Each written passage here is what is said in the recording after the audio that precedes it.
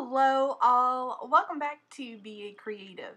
In today's video I'm making two mixed media tags that are all about the texture. Well, at least for me they were all about the texture. I start with an old Mop It Up tag that, as you can see, is kind of crap and I have no emotional attachment to it whatsoever.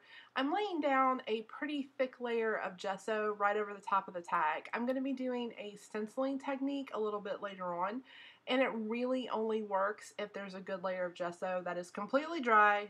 That's important down first. Now to create our texture. I have cut up some regular cardstock into just 4 little squares, and I'm going to paint each one a different color. This is Golden Fluid Acrylic in Quinacridone Nickel. I'm in love with this color, and there's nothing special about what I'm doing right now other than I'm just painting. But this is total art porn. The color is amazing, and I wanted to share that with you guys. It's just beautiful. I'm thinking that I may need to start collecting Golden Fluid Acrylics because I just was totally in love with this color. I did thin out the paint just a little bit so I didn't have to use so much. Now I'm going to start on the second little piece of paper. I have some Marabou acrylic spray in golden. Oh, it's golden. It's a gold. It's a metallic. I wanted to see how it compared to the Dina Wakley sprays. I think hers are better. Not that anyone's asked, but also it's a metallic, so it's not really an equal comparison because she hasn't released hers yet. Speaking of Dina Wakley golden sprays, I have some in Fuchsia, and I am just spraying that down over the cardstock as well, and then I'm going to set it aside to dry. I'm also going to spray the last little piece of cardstock in lime. I just randomly picked the colors. I don't really yet know what color I'm going to use at this point. I just know that I needed choices. I wanted to be able to have several to choose from, which is the literal definition of having choices. Anyway, I'm going to add just a smidge more texture. I'm sorry, you guys. I'm in a really good mood today, and I'm trying to rein it in while I record this video.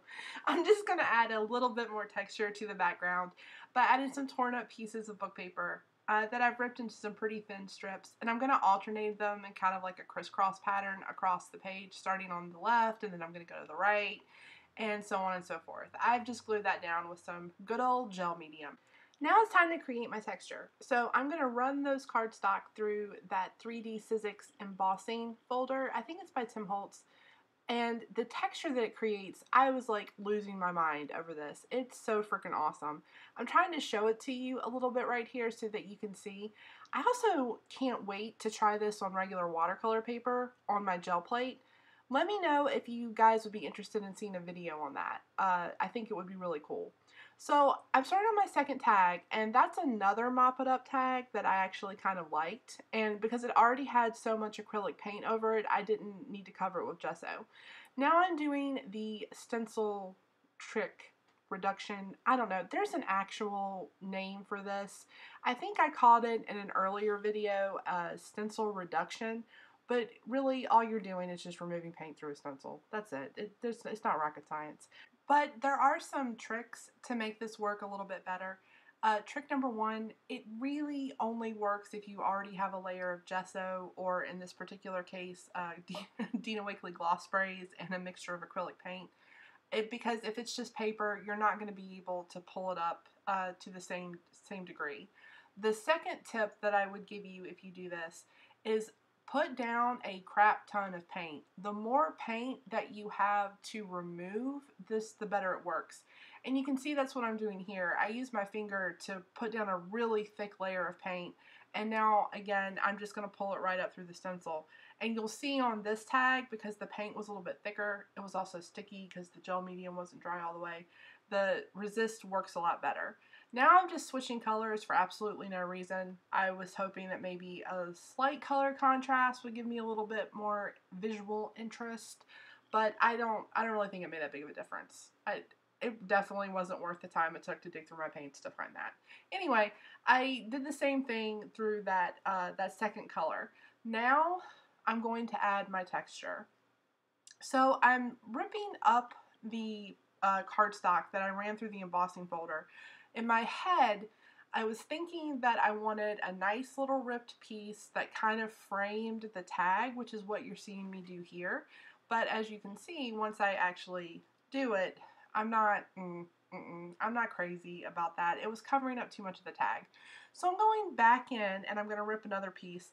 And I'm ripping the paper in such a way that you can leave the core showing because I happen to like that.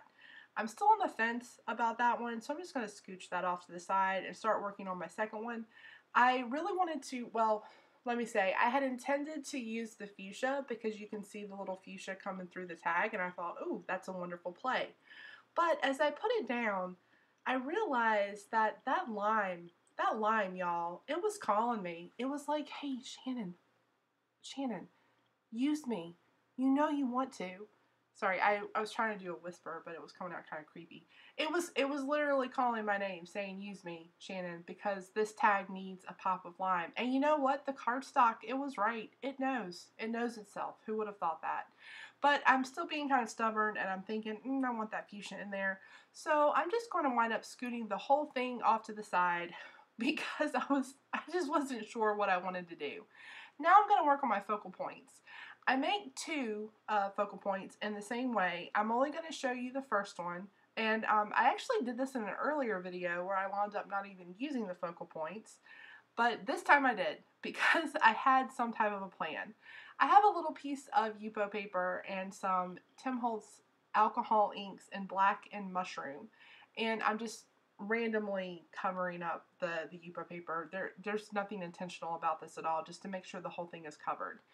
I have done this technique now. I think this is like my 5th or 6th time. I am totally obsessed with how this looks when you stamp with the alcohol lift ink, especially with the mushroom and the black. I think it looks like an X-ray, and it just, I find it really exciting. I don't know why. It artistically stimulates me. Anyway, I'm stamping with the alcohol lift ink, and this is what I've discovered. Each time I get a little bit better with this. I'm stamping with purpose, as Tim Holtz would say, making sure that the pressure is evenly distributed through the stamping block so the entire surface is covered. Then I dab with a dry paper towel. Don't rub it. This is not, you're not the Karate Kid, and we're not doing a wax on, wax off. You are dabbing up and down. And oh my gosh, look you guys, as the image appears. I just think that looks so freaking cool. I'm sorry, I'm like fangirling over my own video right now. I just love it. I think it's beautiful. So now that I have that cut out, we're going to try to figure out exactly what I'm going to do with that embossed piece of paper. And I'm thinking that it's still a little bit too thick. Yeah, see, I'm tapping my fingers. That's a sure sign, if you watch a lot of my videos, if I tap my fingers, that I'm not particularly pleased with what's going on, and I need to revamp. So I've decided to just thin out the paper just a little bit, and at this point, the camera's not really picking up the texture as much anymore, but in real life, I promise you, it is totally there. So I'm going to do what I normally do when this happens. I decide to just put a thin strip down the left side of the tag. Do you guys ever feel like you do the same thing over and over again? I tend to put my sentiments on the same side. I tend to put like focal points on the same side. When I add texture and stuff like this, I tend to put it on the same side over and over again. And it's only from actually editing all these videos that I've come to realize that. So let me know, do you guys have patterns like that? I know I asked you guys a lot of questions like this in my last video. This week I'll be only accepting essay responses. Please remember to cite your sources. No, just kidding. Just kidding. I'm just curious. I want to make sure I'm not the only one. Anyway, I've glued that down, and now it's time to add my focal points. But the backgrounds, they're really colorful and they're really busy, but they're still missing something. So I'm going to add, I need some white. That's actually what's missing. And so I'm going to add some of my homemade washi tape onto the background. And I personally think that is the perfect amount of white with that just a little bit of black to kind of tie everything together and tone it down a little bit. So once I get that washi tape placed, which honestly, that was probably one of the best crafting decisions I have ever made. I just made a giant sheet of it, and it's been really freaking handy to just be able to reach across my desk and grab some washi tape that is really bright white contrasted with really dark black, as you can see. And I think that for a lot of the tags that I've been making lately in the particular style that I've been kind of playing around with, it's just really worked. So I'm going to go ahead and give Past Shannon a big old pat on the back for that, because it was just a really good decision. Anyway, so I'm adding just those little touches of the washi tape, trying to finish it off, and it's almost done. I can feel it in my soul that this tag is almost done. It just needs just a little something, and that little something is going to come by way of some Scribble stick stamping. Oh God, that was so anticlimactic. I had built that up and just ruined it because I couldn't spit my words out. I have some evergreen Scribble stick, and I'm just lightly hitting that with a little spray water thing so that it's just wet enough that I can get it over the stamp. And then I'm going to add the stamp, literally, to the tag. And it's those little pops of green on these two tags that I think totally finish off the entire tag. It's what makes it work. You guys know what I'm talking about? It's another essay question time for you. How do you finish off your tag when you know that you're missing something? What's your typical go-to? I'd love to hear what it is and maybe share it with the rest of the subscribers and all of the people who've been leaving comments. Which I also want to take this opportunity to thank you so much for all of your support and your comments. I love interacting with you guys. I'm trying to actually build a community, and the comments and whatnot are just fantastic. So thank you for the time that you take to do that. So now we're going to finish off our tags. I have added some foam adhesives onto my focal points, and I've just adhered those down.